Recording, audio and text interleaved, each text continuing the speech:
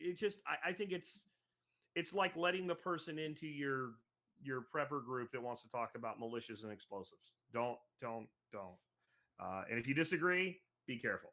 Prep to Adventure says, might be off topic. When building self-sufficiency, I like this. Do you think it's more effective to hyper-focus on specific things or improve a little bit in all areas, John? I would encourage people to come up with a plan.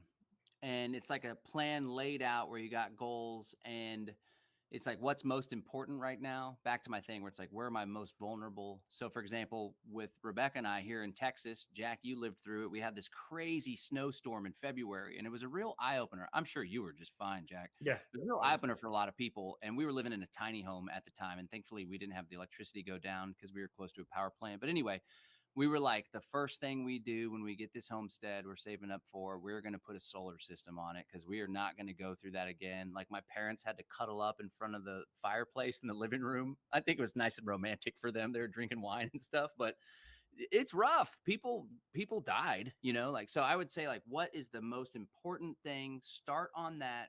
If there's other small things that are low investment, low time investment, and you can knock them out, then knock those out as well. But I'm a big fan of focusing, and I should take my own advice because in our business, and we do so many damn things at once, it diminishes each one of them. So I would encourage people like just to be real. What is the most important?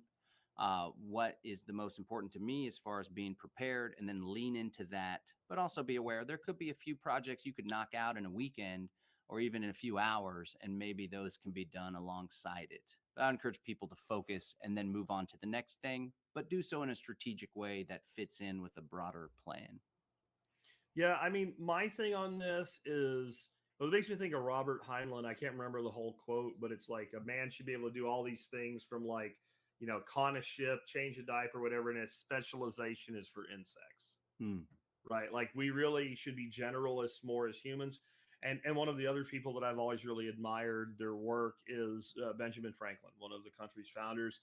And, he had the famous quip of a jack of all trades and a master of none. And with all due respect to Benjamin Franklin, I've actually changed that to a jack of all trades and a master of some. I think there's certain things that every individual find that they really excel at. And I think they should go at that with gusto and build that strength up so that they can be that specialist in one or two or three things so they can apply themselves at the highest level they're capable of, but still be able to do general things. And if you want to build teams, you have to do that. So you know that the guy that you hired to do graphics work for you isn't bullshitting you. He's taking 3 times as long because he's like,